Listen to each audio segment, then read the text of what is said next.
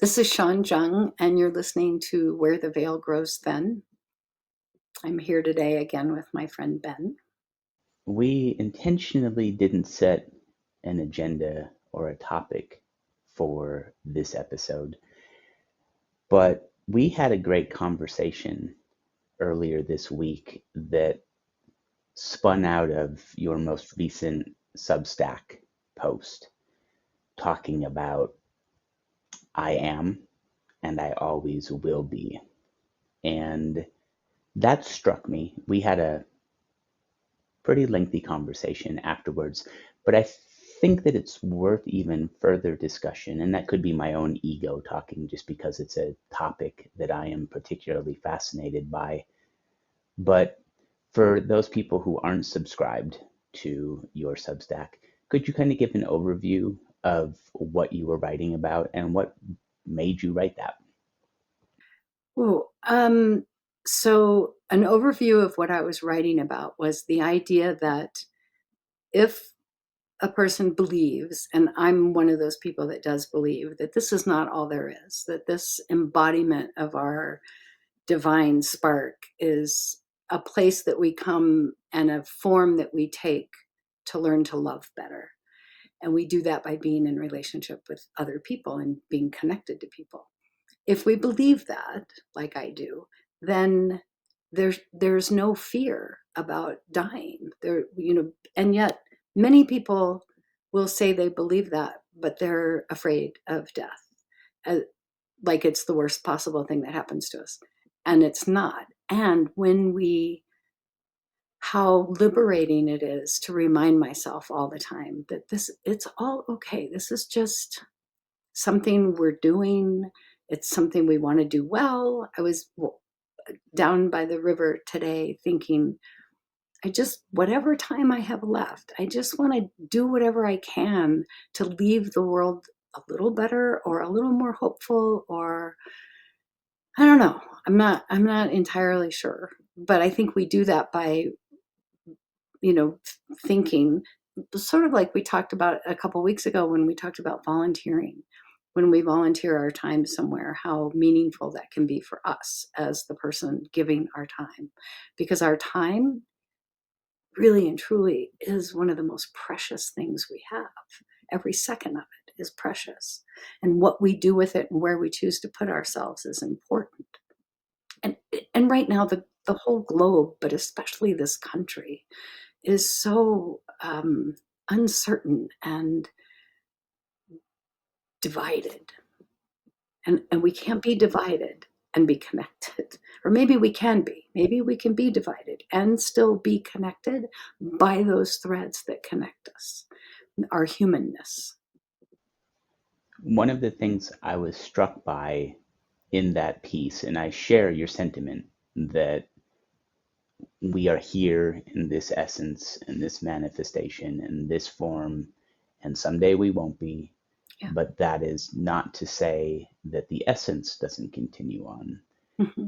And there is great comfort in understanding that. Although I can also confess that sometimes that's also an overwhelming thought of like, I will always exist. Mm-hmm. With that's there's kind of a do I ever get to rest? And it's like, nope, you always exist.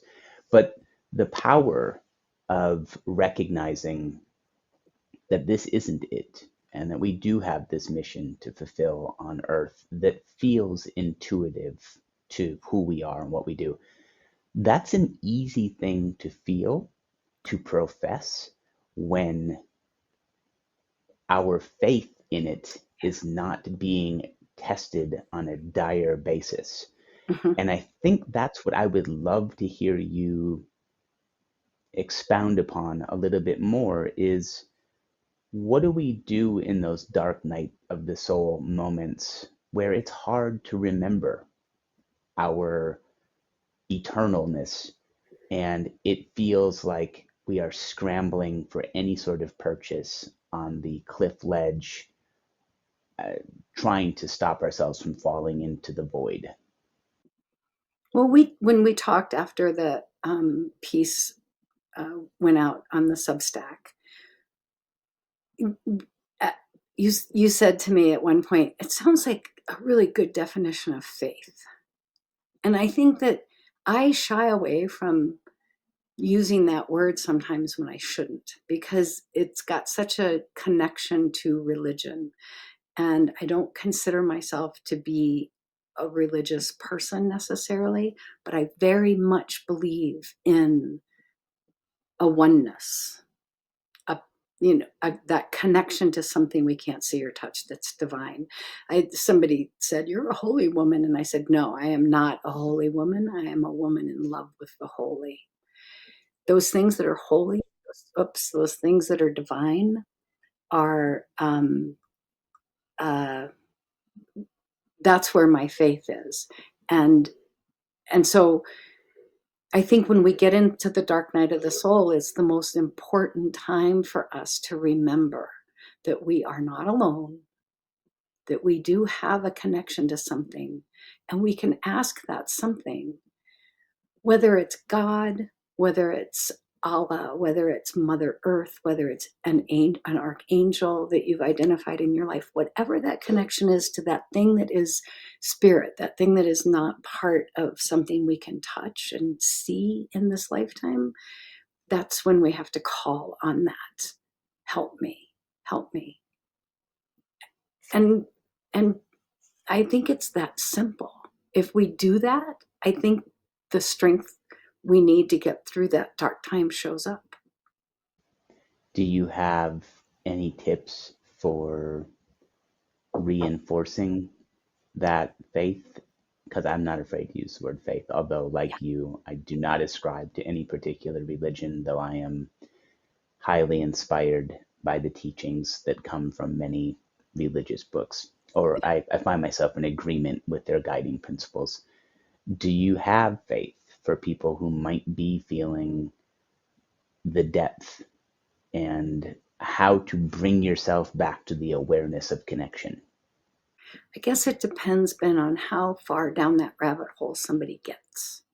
Like if they're, if there's, I don't know. I mean, if somebody's truly in a place of desperation, in a place of fear or uncertainty or self hatred or I'm not sure what, just that darkness.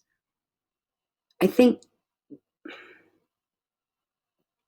I think about how lonely that has to feel for somebody when they are in that place, because typically if we start to be in that place, we isolate. We pull away from the people around us, partly because we don't want it to get on them and we don't want to expose ourselves. We don't want to be vulnerable in our places of vulnerability.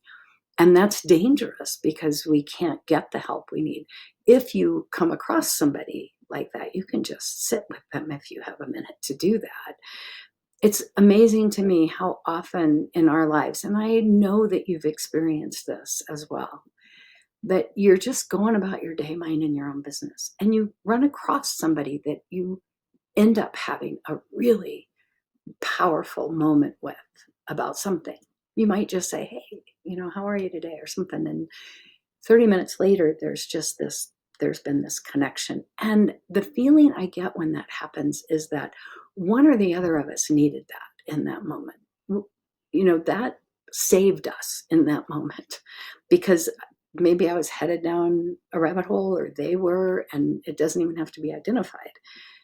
I think just so we don't want to isolate. And it's really hard to ask for help when we might know that we need it. In moments when we know we need help, it's hard to say, to, I need, I need to hear your voice right now. I need to, I need to feel you hold my hand right now. I need a hug. I'm, I need a distraction from my own spiraling. So I don't know how to help people do that. I just don't. I, yeah. Do you? Yeah, I'm with you. I have the toolbox for what to do when I encounter somebody who is But when it's traversing the yourself, abyss. Right. That's what I was going to say, is that I don't know that I know how to do that for myself. And so, what I would like to do is invite any listener of this episode of Where the Veil Grows Thin to reach out if you have things that you rely on in those moments, because I think community and sharing the knowledge and sharing whatever tools that we can have, especially in a tumultuous world, is important. So if you're watching this on YouTube, put a comment in the YouTube comments. Yeah. If you want to send an email to info@wheretheveilgrowsthin, that's another thing you can do. But I think this is an important discussion, is that Now, especially now.